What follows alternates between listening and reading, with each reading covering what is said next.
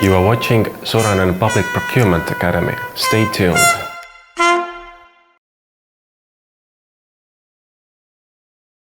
Hi. We have been asked many times how can a foreign company be successful in Estonian public tenders, and this led to an idea to have a short presentation on the topic. So in this video I will discuss the following aspects. First of all, how to find information of planned or published tenders, and then briefly how to submit a bid or an application in Estonian public procurement portal, and shortly also about whether it's possible for companies outside of EU or European Economic Area to be successful in Estonian public procurements. To start off, you might find yourself facing a question: how does one even know about if there is an interesting public tender planned or ongoing in Estonia that you might want to take part of? You might have a partner in Estonia, a company you cooperate with, who can draw your attention to interesting business opportunities in that regard. Or if you want to be adventurous, you could start browsing procurement plans. Procurement plans are essentially documents, public documents, which outline what public tenders are planned for the next 12 months for each contracting authority. Now, I admit that many of those are only available in Estonian, but some have been made available in English.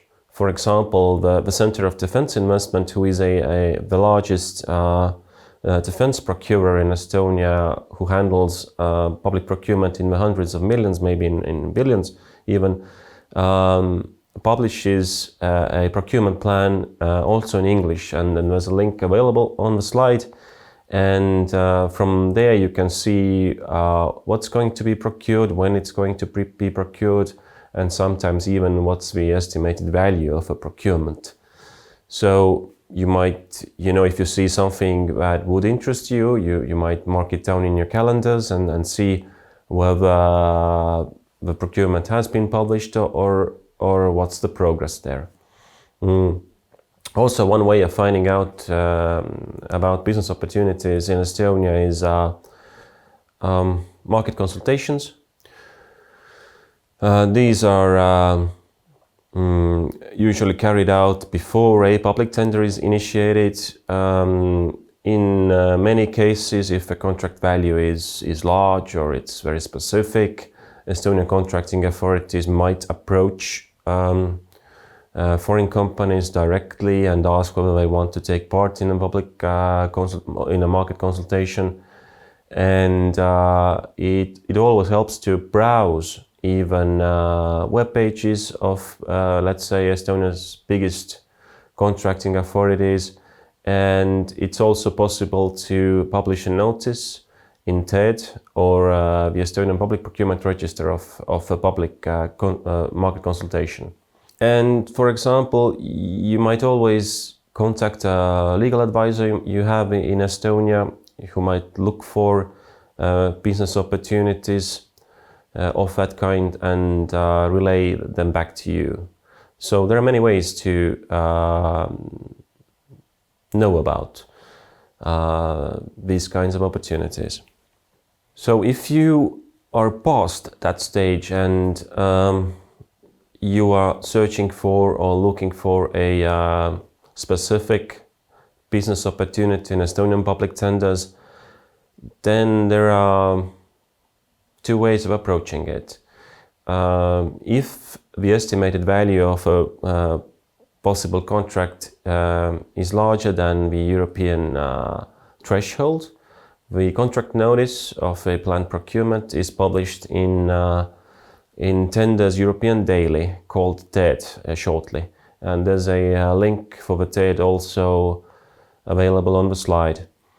The TED essentially includes all public procurements where the estimated value is larger than the European threshold, not only from Estonia, but also from other European member states as well. So it includes the basic subject matter of the proposed contract and other information which you might require, but TED does not publish TED does not publish procurement documents and does not allow you to submit bids or applications.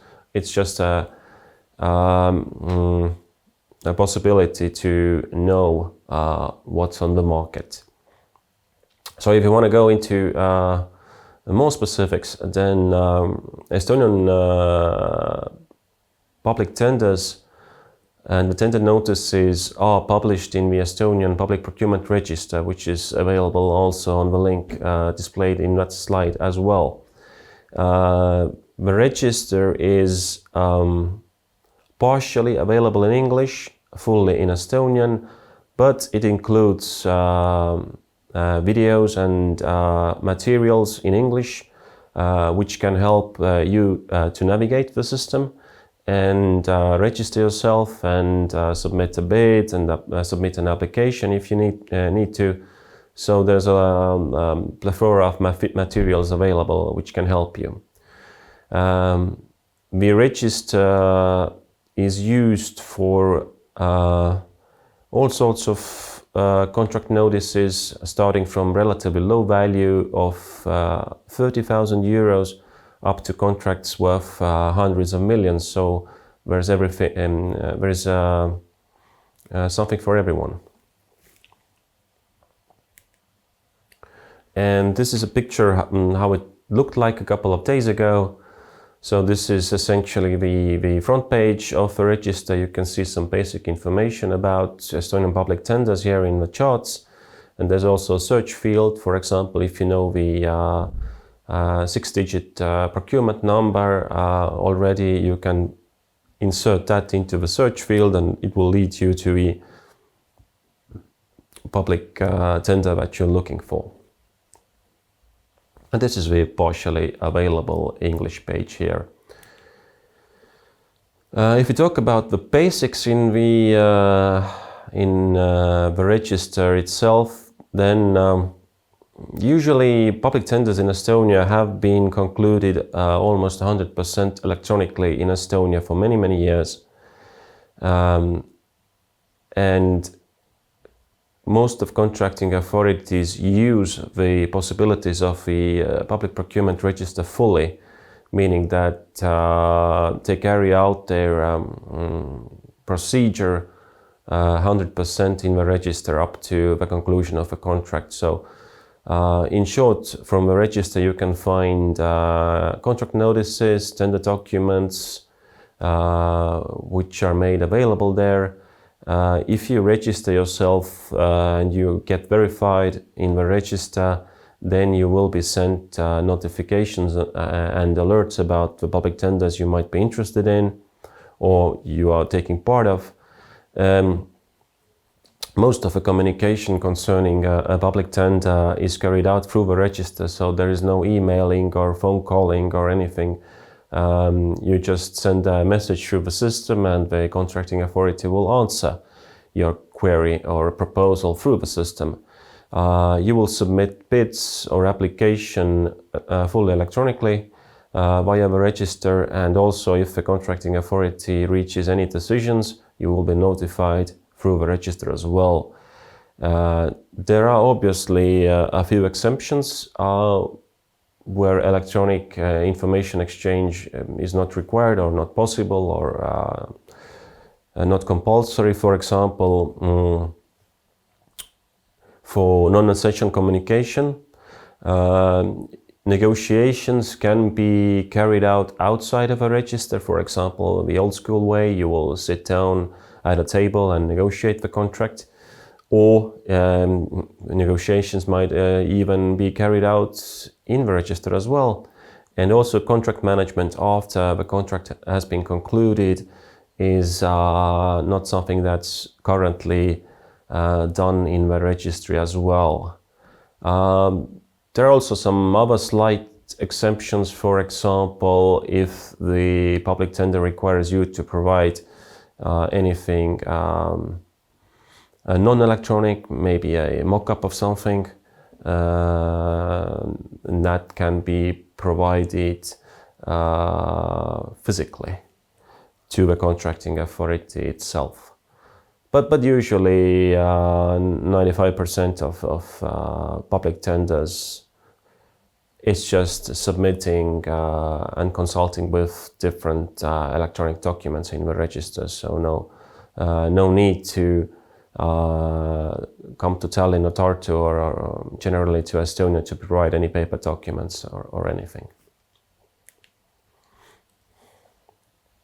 As already mentioned, if you're new to this business and haven't visited the register before, there are detailed guides available in English, which you can consult with, which will help you with pictures, how to register yourself and how to get verified.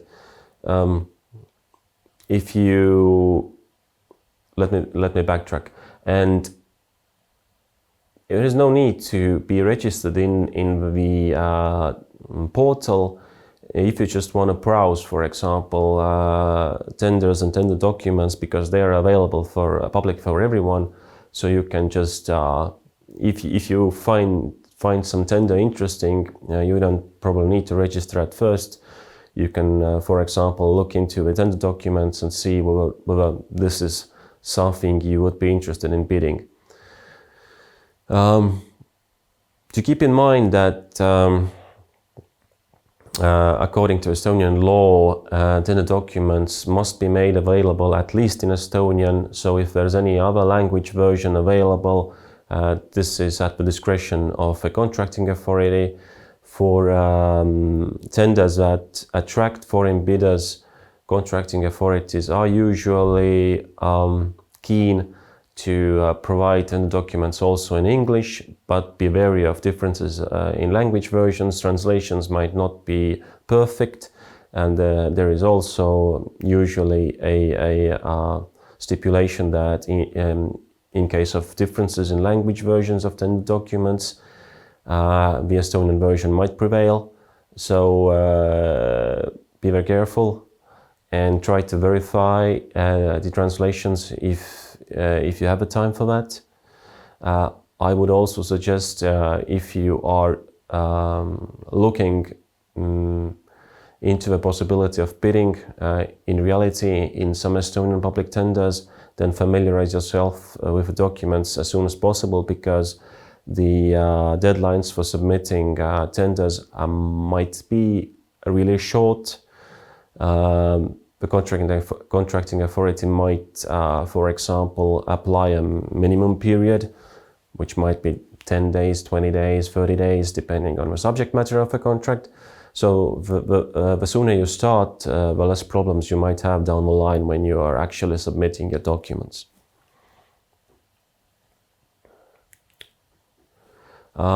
This is what it looks like in partial English view.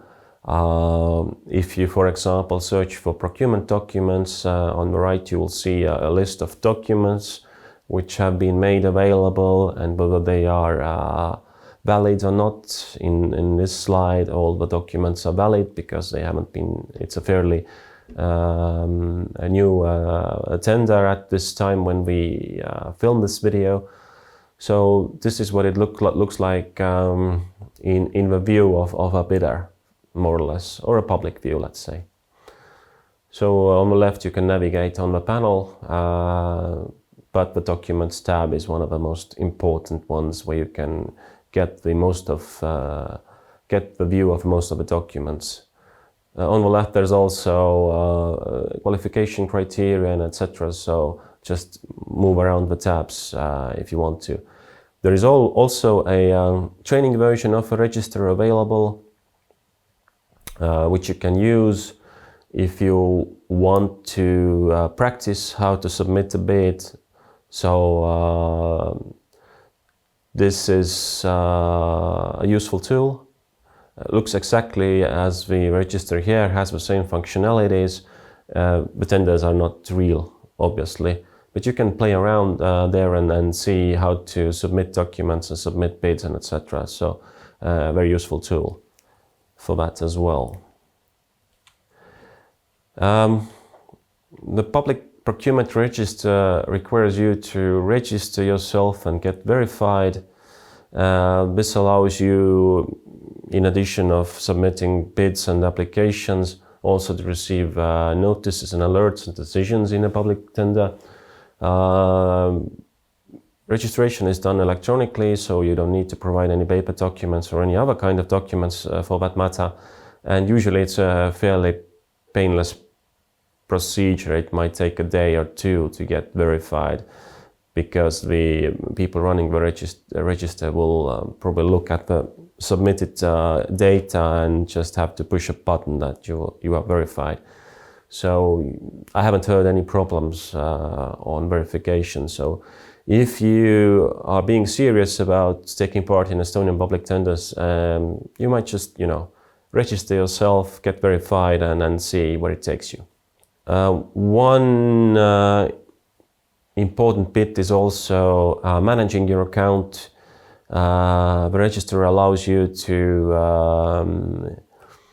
include team members who get notifications, who have the rights to submit bids or view bids, or just to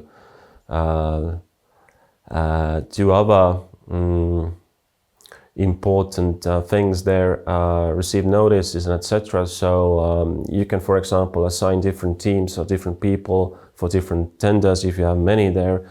So that's important because if you just, for example, register one contact email where you will be sent notifications,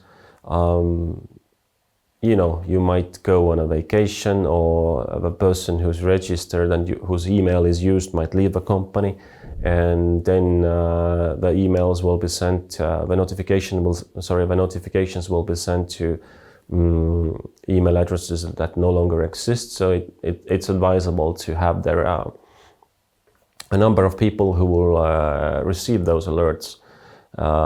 In our practice, we have had instances where a company went on a scheduled vacation, all of them did not check their emails, and then during that period they received important notifications that their bid was not successful, and they missed the deadline because of the vacations to dispute such decisions.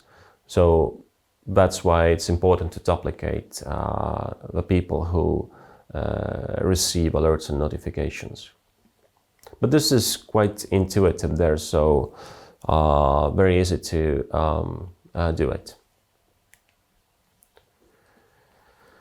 Now a few tips about submitting a bid or an application in the register. The register, in the view of a bidder, is very intuitive.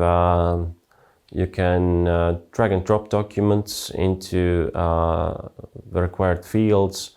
A lot is handled via ticking boxes like yes or no, so usually does not require any manual input that much. No big essays need to be written and so on. I would suggest that if you find anything unclear or contradictory in the tender documents, then please use the communications tab in the register to ask questions or propose amendments to a tender document, so that the contracting authority knows there's something wrong or knows about the proposal, and do it as soon as you can, because there are deadlines for that. The general rule is the later you propose anything, the less realistic it is that the contracting authority will take your idea on board.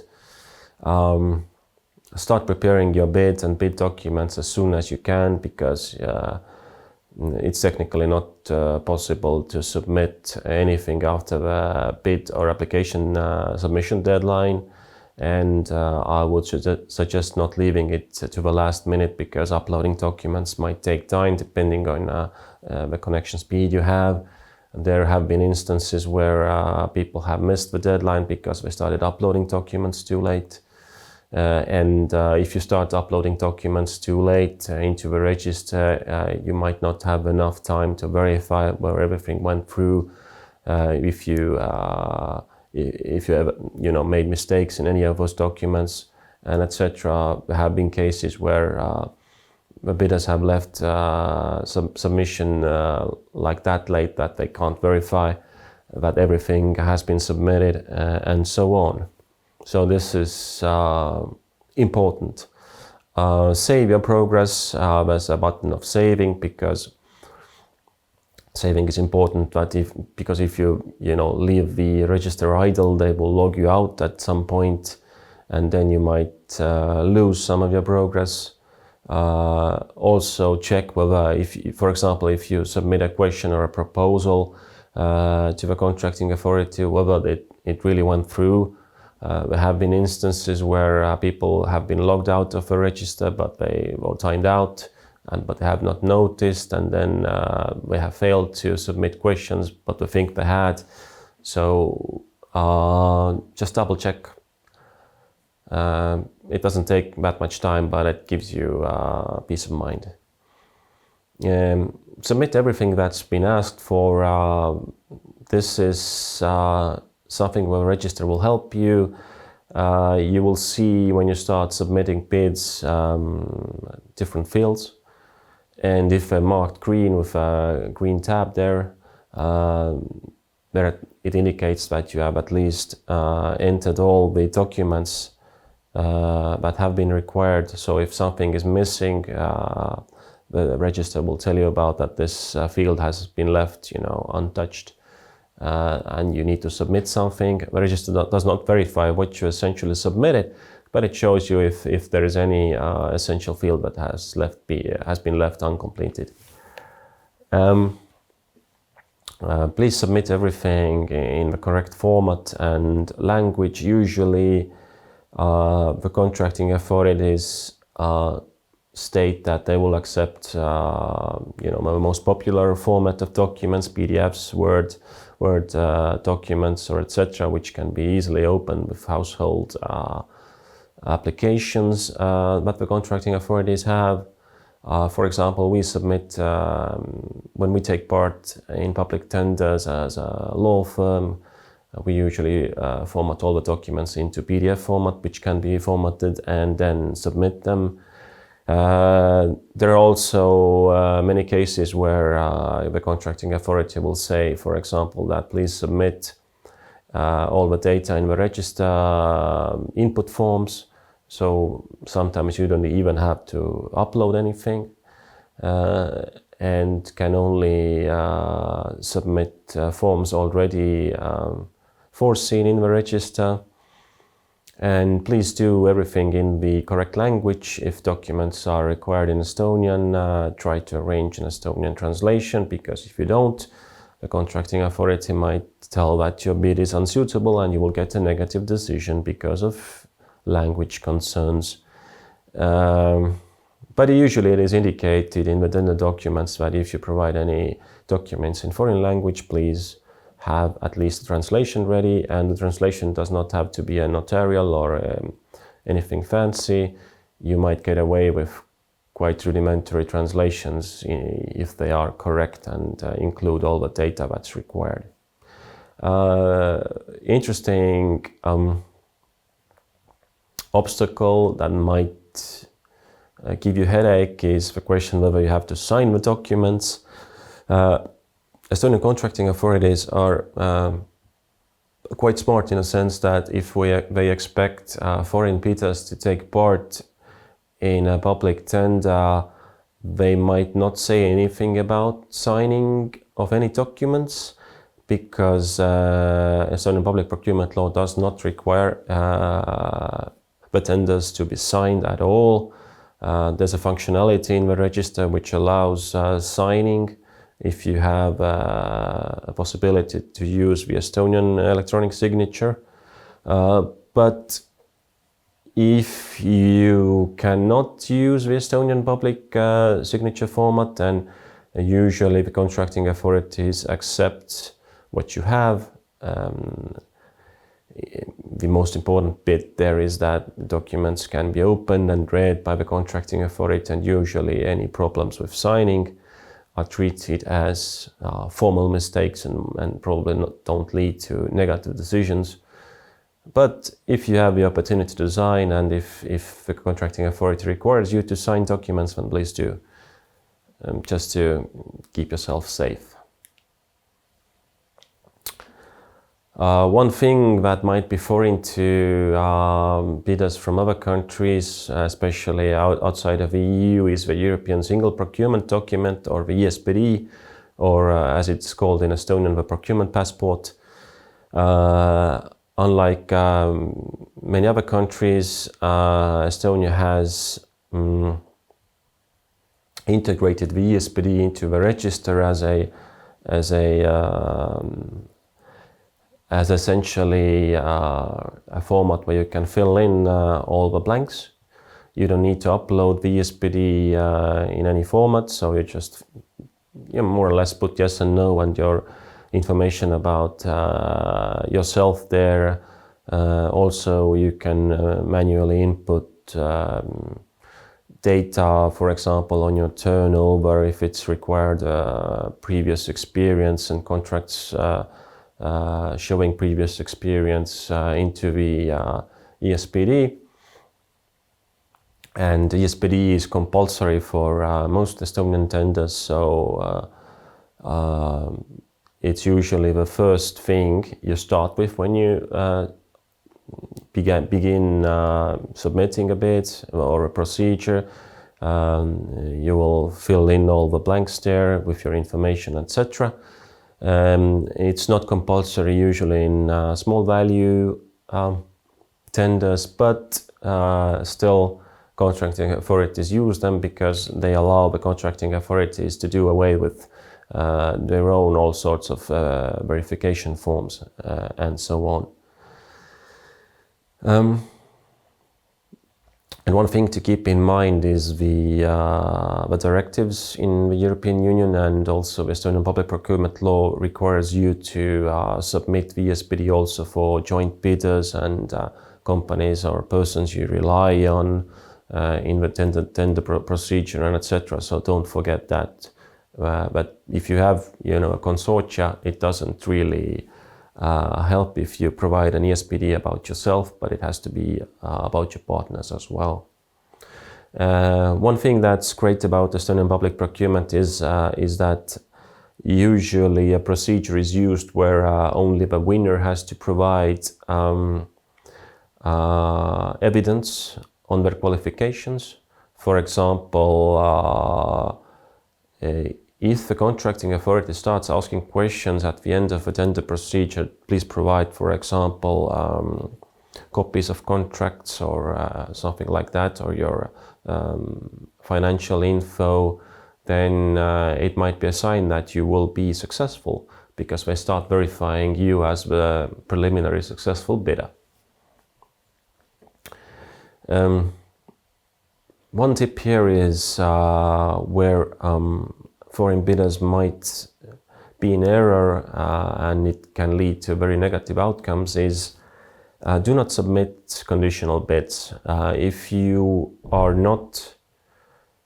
not agree with something in the tender documents, some condition or anything, then you have essentially three choices. You have a communicated disagreement with the contracting authority and ask the condition to be removed or amended. You dispute the condition in the public procurement review body, or you accept it.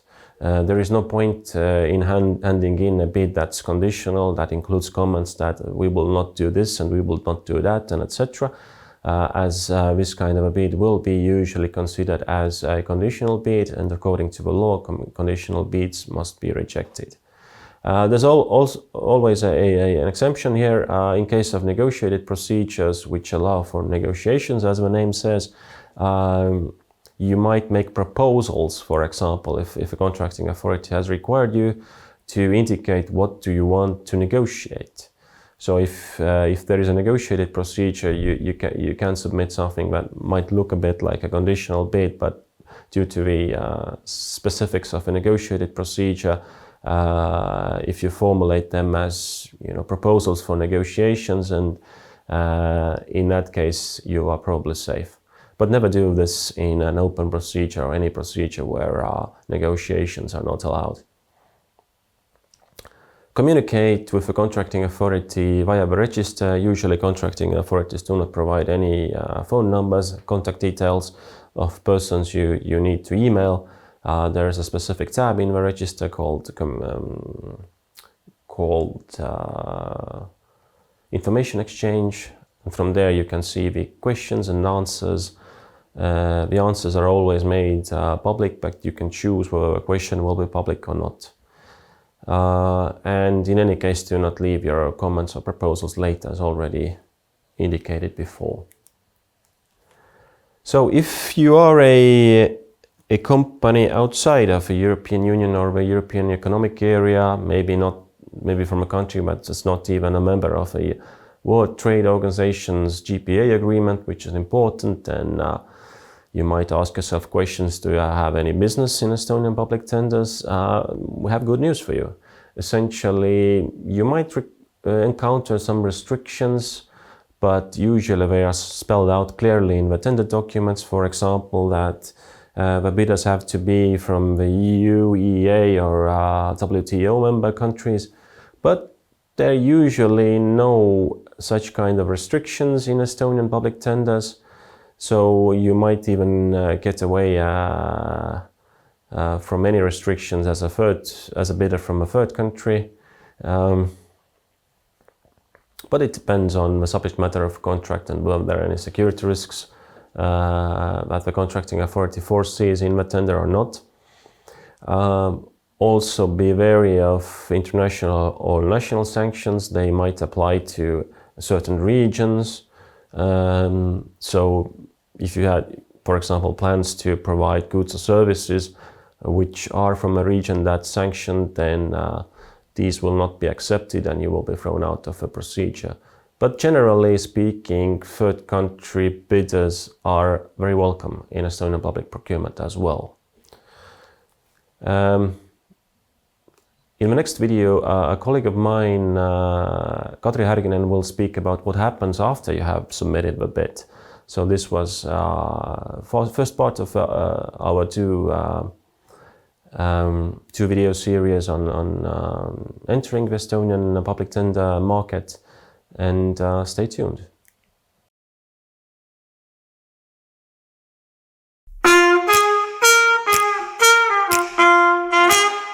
You are watching Sorainen Public Procurement Academy. Stay tuned.